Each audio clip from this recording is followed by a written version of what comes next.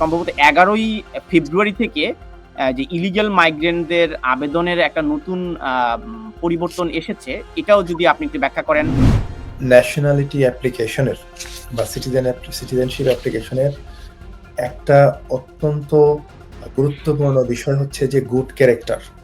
আপনাকে অবশ্যই দেখাতে হবে আপনার কোনো প্রকার লাইক ক্রিমিনাল কনভিকশনস নাই, আপনি ক্লিন আছেন, আপনার হিস্ট্রিতে কোনো প্রকার সমস্যা নাই, আপনার কোনো প্রকার অফেন্সেস নাই। যারা ঢুকে গেছে এই ১০ই ফেব্রুয়ারির আগে, তো প্রায় দীর্ঘ ৪-৫ বছর ধরে আছে অথবা তারও বেশি সময় ধরে আছে। তাদের বেলায় কি হবে তাহলে? আর যারা এই ১২ই ফেব্রুয়ারির আগে অ্যাপ্লিকেশন করেছিল তাদের ক্ষেত্রে তারা দেখবে যে লাস্ট 10 ইয়ার্স এর মধ্যে এই এন্ট্রিটা হয়েছিল কিনা। যদি সে 11 বছর আগে অবৈধ পথে এসে থাকে তাহলে হয়তো সে এই এটার মধ্যে পড়বে না, তাকে সে হয়তো অ্যাপ্লিকেশন সাকসেসফুল হতে পারে। কিন্তু তার এন্ট্রিটা যদি লাস্ট 10 ইয়ার্স এর মধ্যে হয়ে থাকে সেই ক্ষেত্রে কিন্তু একদম পরিষ্কার যে আপনার সে তার সিটিজেনশিপ যে আবেদনটা সেটা প্রত্যাখ্যান হবে। আইনি চ্যালেঞ্জ হয়েছে যেটা, এই আইনি চ্যালেঞ্জের কারণে যে আফগান নাগরিক, যে আফগান যে শিশুটি মানে কিশোর বয়সে সে এসেছিল ১৪ বছর বয়সে, এখন তার বয়স ২১। জি। এবং এটা ব্রিটেনের আদালতে চ্যালেঞ্জ হয়েছে। তো আদৌ কি এইটা টিকবে? যদি এই জিনিসটা আপনার পেন্ডিং থাকে আদালতে, অবভিয়াসলি অনেক সময় আমরা দেখেছি যে হোম অফিসে কিন্তু আপনার ডিসিশন গুলো হোল্ডে রাখে অনেক সময়। Stonebridge Legal Solutions Limited, your trusted immigration partner. সম্ভবত ১১ই ফেব্রুয়ারি থেকে যে ইলিগাল মাইগ্রেন্টদের আবেদনের একটা নতুন পরিবর্তন এসেছে। এটাও যদি আপনি একটু ব্যাখ্যা করেন। যারা অবৈধভাবে ব্রিটেনে প্রবেশ করেছেন ১০ই ফেব্রুয়ারির আগে, তাদের সিটিজেনশিপ রহিত করার একটি সিদ্ধান্ত ব্রিটিশ সরকার নিয়েছে। সেটি যদি একটু বলেন। তানভীর, আপনি যে ইস্যুটা করছেন এটা আসলে অত্যন্ত গুরুত্বপূর্ণ। বর্তমান অনেকের জন্য এটা অনেক প্রযোজ্য। স্পেশালি এই তারা যে জিনিসটা চেঞ্জ করছে তারা আপনি জানেন যে ন্যাশনালিটি অ্যাপ্লিকেশনের বা সিটিজেনশিপ অ্যাপ্লিকেশনের একটা অত্যন্ত গুরুত্বপূর্ণ বিষয় হচ্ছে যে গুড ক্যারেক্টার। আপনাকে অবশ্যই দেখাতে হবে আপনার কোনো প্রকার লাইক ক্রিমিনাল কনভিকশনস নাই, আপনি ক্লিন আছেন, আপনার হিস্ট্রিতে কোনো প্রকার সমস্যা নাই, আপনার কোনো প্রকার অফেন্সেস নাই, এবং আপনার অনেক সময় ব্যাংক্রাপসি, আপনার তারপর আছে আপনার কি বলে কাউন্টি কোর্ট জাজমেন্ট, অনেক যেটাকে বলি সিসিজে যেটাকে বলি। তো এই যে বিষয়গুলো আছে, তো এই সবকিছু এখানে আরো অনেক কিছু রয়েছে, ডিসঅনেস্টি রয়েছে, ফ্রড রয়েছে, ডিসেপশন রয়েছে। অনেক মানুষ অনেকভাবে আপনার নাগরিকত্বের ক্ষেত্রে অ্যাপ্লিকেশনের সময় এই বিষয়গুলিকে তারা খুবই গুরুত্ব দেয়। যে আপনাকে সোজা কথা হচ্ছে আপনাকে একজন ভদ্রলোক হতে হবে, গুড ক্যারেক্টার থাকতে হবে। এখন যারা ঢুকে গেছে এই ১০ই ফেব্রুয়ারির আগে, তো প্রায় দীর্ঘ ৪-৫ বছর ধরে আছে অথবা তারও বেশি সময় ধরে আছে। তাদের বেলায় কি হবে তাহলে এখন? এখন তারা যে ১২ই ফেব্রুয়ারি যে গাইডেন্সটা দিয়েছে এখানে, তারা জিনিসটা ক্লিয়ার করতে চাচ্ছে যে যারা ১২ই ফেব্রুয়ারির পরে অ্যাপ্লিকেশন করবে এখন থেকে, এবং তাদের এন্ট্রিটা যদি আপনার বৈধ কোনো ভিসা ছাড়া হয়ে থাকে, অর্থাৎ হচ্ছে যে তারা যদি অবৈধভাবে বা কোনো প্রকার ডেঞ্জারাস জার্নি বা মানে কোনো ভ্যালিড কোনো ভিসা ছাড়া যদি এদেশে এন্ট্রি করে থাকে, সেই ক্ষেত্রে তারা এই দেশে যত বছরই থাকুক, এটাকে আমরা বলছি পার্মানেন্ট ব্যান, যত বছরই থাকুক তাদের ক্ষেত্রে তারা আসলে সিটিজেনশিপের অ্যাপ্লিকেশন করলে সেটা রিজেক্টেড হবে। তাদের মেসেজটা একদম ক্লিয়ার। আপনি দেখেছেন যে এটার মূল যে কারণ হিসেবে তারা ব্যাখ্যা করেছে যে আমরা যেটা চাচ্ছি এখানে যারা গ্যাং রয়েছে তাদেরকে স্টপ করানোর জন্য, যারা মানব পাচারের সাথে জড়িত তাদেরকে স্টপ করানোর জন্য, এবং যারা ডেঞ্জারাস জার্নি করে এখানে আসছে। আপনি দেখেছেন যে স্মল বোট দিয়ে আপনার ক্যালাইস থেকে আপনার ফ্রান্স থেকে সরাসরি এদেশে জীবনের ঝুঁকি নিয়ে যারা এই দেশে এটা তো ব্যবসা সঞ্জয় আমি বুঝলাম যে এখন থেকে অর্থাৎ ১০ই ফেব্রুয়ারির পর থেকে অবৈধভাবে ঢুকলে আর নাগরিকত্ব হবে না। বিষয়টা কিন্তু যারা অলরেডি এসেছেন তাদের কি করবে? বিষয়টা তা না। তারা বলছেন যে যারা চলে এসেছেন কিন্তু ইভেন ইনডেফিনিট তারা হয়তো এখানে রেফিউজি স্ট্যাটাস পেয়েছেন, ইনডেফিনিট লিভ টু রিমেইন পেয়েছেন, কিন্তু তারা যদি 12ই ফেব্রুয়ারির পর সিটিজেনশিপ আবেদন করে এবং তারা যদি 50 বছর আগেও এসে থাকে, স্টিল তারা বলছে যে আবেদনটা যদি 12ই ফেব্রুয়ারি পরে করে থাকে স্ট্রেট এটা রিজেক্টেড হয়ে যাবে।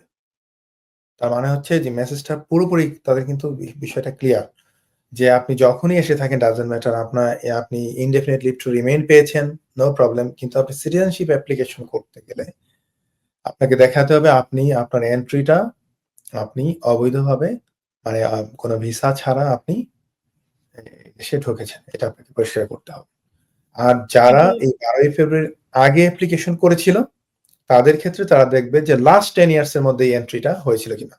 যদি সে 11 বছর আগে অবৈধ পথে এসে থাকে তাহলে হয়তো সে এই এটার মধ্যে পড়বে না, তাকে সে হয়তো অ্যাপ্লিকেশন সাকসেসফুল হতে পারে। কিন্তু তার এন্ট্রিটা যদি লাস্ট 10 ইয়ার্স এর মধ্যে হয়ে থাকে সেই ক্ষেত্রে কিন্তু একদম পরিষ্কার যে আপনার সে তার সিটিজেনশিপ যে আবেদনটা সেটা প্রত্যাখ্যাত হবে। আরেকটা বিষয় এখানে আপনাকে একটু বলে রাখি তানভীর ভাই, এখানে আপনার হাজার হাজার ক্লায়েন্ট আমার ফোন দিচ্ছে যে কি হচ্ছে আসলে ওভারস্টেইং এর ক্ষেত্রে। আমি নিজেই একটা ভিডিও বিগত 3 বছর আগে 2020 তে যখন জুন মাসে আপনার যে একটা চেঞ্জেস আসছিল আপডেট, সেটা হচ্ছে যে আগে যে জিনিসটা ধরা হতো যে ওভারস্টেইং এর ক্ষেত্রে আপনার অবভিয়াসলি সবসময় আমরা গুড ক্যারেক্টারের ক্ষেত্রে আমরা দেখি যে আপনার 10 ইয়ার্স এর ক্লিন নিয়ে থাকতে হবে। আপনি যদি কোনো ডিসেপশন করে থাকেন সেই ডিসেপশনের পরে 10 ইয়ার্স আপনার পরিষ্কার একটা হিস্ট্রি থাকতে হবে। তো যারা আপনার স্পেশালি ওভারস্টে করেছে, ডিসঅনেস্টি করেছে, সবকিছুই ডিসেপশন করেছে, সবকিছুই কিন্তু এই 10 ইয়ার্স এর মধ্যে যদি করে থাকে তাহলে কিন্তু আপনার আগে আবেদনটা আপনার তাদেরকে ইনডিফিনিট পাওয়ার পরেও 5 বছর আরো 5 বছর ওয়েট করতে হতো 10 বছরের ক্লিন একটা হিস্ট্রি দেখানোর জন্য, ইমিগ্রেশন হিস্ট্রি। তো জুন 2022 তে কনজারভেটিভ গভর্নমেন্ট যে বিষয়টাকে একটু ডিসরিগার্ড করেছিল যে ওভারস্টে হলে কোনো সমস্যা নেই, তাদেরকে এই জিনিসটা ডিসরিগার্ড করতো এবং দ্যাট মিনস হচ্ছে ইনডিফিনিটলি পাওয়ার 1 বছর পরেই তারা আপনার ব্রিটিশ ন্যাশনালিটি আবেদনটা করতে পারতো। কিন্তু এখন তারা যেটা বলছে যে না, এটা বাতিল, এবং তার মানে হচ্ছে যে ওভারস্টেইং, ডিসেপশন, কোনো প্রকার ক্রাইম কোনো কিছুই করেন আপনি, আপনাকে 10 ইয়ার্স এর মধ্যে আপনি আবেদন করলেও আপনার এটা প্রত্যাখ্যাত হবে। তো এখানে কিন্তু অনেকেই আছে, আপনি দেখেছেন যে বিষয়টা নিয়ে কিন্তু অলরেডি একটা চ্যালেঞ্জ হয়ে গেছে আপনার। হ্যাঁ, আমি এই জায়গাটাতেই আসতে যাচ্ছিলাম যে আপনি আইনি কিন্তু, চ্যালেঞ্জ হয়েছে যেটা, এই আইনি চ্যালেঞ্জের কারণে যে আফগান আফগান নাগরিক, যে আফগান যে শিশুটি মানে কিশোর বয়সে সে এসেছিল 14 বছর বয়সে, এখন তার বয়স 21, জি এবং এটা ব্রিটেনের আদালতে চ্যালেঞ্জ হয়েছে। তো আদৌ কি এটা টিকবে? ওয়েল এটা আসলে এটা তো একটা আইনি প্রক্রিয়া, যেহেতু এটা আমরা এখন থেকেই আমরা এই আলোচনাটা এইভাবে না করি যে টিকবে কি টিকবে, এটা আদালতের ব্যাপার। তবে হ্যাঁ, ওনার যে বেসিসে উনি আবেদনটা করেছে, এই ছেলে সে এসেছিল আপনার 14 বছর বয়সে বোধহয় এই রেফিউজি হিসেবে এসেছিল, এবং আসার পর তার অ্যাসাইলাম সিক করার পর রেফিউজি স্ট্যাটাসটা পেয়েছেন, এবং পাওয়ার পর উনি ইনডিফিনিট লিভ টু রিমেইন পাওয়ার পর এখন হয়তো ওনার বয়স হচ্ছে 21, এবং উনি এই মার্চের প্রথম সপ্তাহে হয়তো ওনার যে লেজিটিমেট এক্সপেকটেশন যে আমি এখন আবেদন করব এবং উনি হচ্ছে এলিজিবল ছিল, কিন্তু এই আইনের কারণে যেহেতু তারা হঠাৎ করে এই প্ল্যানটা করেছে, এই প্ল্যানের কারণে ওনার কিন্তু আবেদনটা অটোমেটিক্যালি আপনার রিফিউজ হয়ে যাবে। আর এই কারণেই ওর যেই লেজিটিমেট এক্সপেকটেশনের ভিত্তিতে উনি অবভিয়াসলি একটা জুডিশিয়াল রিভিউ করতে চান। এখানে হয়তো ইনিশিয়াল স্টেজটা হচ্ছে, আপনি জানেন যে জুডিশিয়াল রিভিউ করতে চাইলে আপনাকে আগে প্রি অ্যাকশন প্রটোকল দিতে হয়। তো এটা মাত্র স্টার্টেড, অবভিয়াসলি এটা হাইকোর্টে যাবে, এটা এমনকি আমরা বিশ্বাস করছি যে হয়তো তো এখন হাইকোর্টে যাবে, সুপ্রিম কোর্টে যাবে, এই লিগ্যাল ব্যাটেল 2 বছর 3 বছর হবে। কিন্তু তাহলে এমন কেস তো নিশ্চয়ই আরো আছে। হ্যাঁ, হ্যাঁ, অফকোর্স। এখানে এরকম হাজারো, হাজারো আপনি কেস রয়েছে যারা আসলে আ আপনার ৫ বছর শেষ করে ফেলেছে। আ আপনার ইনডেফিনিট লিভ টু রিমেইন পেয়েছে। তারা হয়তো ১ মাস, ২ মাস, ৩ মাস পরে তারা এলিজিবল। তারা তো রাতের ঘুম হারাম হয়ে গেছে আসলে। তো তাদের আসলে এখন কি এই কেস হ্যাঁ, এই কেসটা যদি অ্যাকসেপ্ট করে এবং obviously যদি আপনার কোনো একটা ইনজাংশন দিয়ে দেয় যে এই কেসটা ডিসাইডেড না হওয়া পর্যন্ত obviously আগের নিয়ম অনুযায়ী আপনার চলবে। সো ইন দ্যাট কেস তারা হয়তো আপনার আবেদনটা করলে আইদার তাদের আবেদনটা হোল্ডে থাকবে অথবা আগের নিয়ম অনুযায়ী দিতে হবে। সো obviously সরাসরি এখনই তারা হয়তো এফেক্টেড হবে না। বাট ইন ফিউচার দেখা যাক যে রায়টা কি কোন দিকে যায়। obviously এটা জাজদের ব্যাপার ডিসাইড করবে যে এটা আসলে অনেক কিছু আমি যতটুকু বুঝতে পারছি আর কি, জাজদের ব্যাপার হলেও আপনি যেহেতু লিগ্যাল ইস্যু আপনি বলতে চাচ্ছেন না, কিন্তু আমার কাছে যেটা মনে হয় অতীত অভিজ্ঞতা থেকে দেখেছি এ ধরনের পেন্ডিং কেসের ক্ষেত্রে আপনারাও যখন আপিল করেন তখন বলে দেন এরকম একটা কেস স্টাডি অলরেডি আদালতের পেন্ডিং এ আছে, আমার এই ক্লায়েন্টও একই ক্যাটাগরিতে আছে, তো স্বাভাবিকভাবে ওই কেসটাকে রেফার করেই তো অনেক কেস আপনারা উইন করেন। হ্যাঁ, obviously আমরা এই বিষয়গুলি আমরা আনি এবং যদি এই জিনিসটা আপনার পেন্ডিং থাকে আদালতে obviously অনেক সময় আমরা দেখেছি যে হোম অফিসে কিন্তু আপনার ডিসিশন গুলো হোল্ডে রাখে অনেক সময়। যে দেখা যাক কি হয় এবং ওই কেসের রায়ের আলোকে অনেক সময় এই ডিসিশন গুলো তারা দিতে থাকে। তো দেখা যাক কি হয়।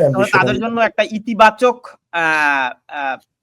মানে নির্দেশনা এই কেসটা যদি এটা উইন করে তাহলে যারা এই ধরনের সংকটে রয়েছেন তারাও একটা সুযোগ নিতে পারেন যদি এই কেসটা উইন করে।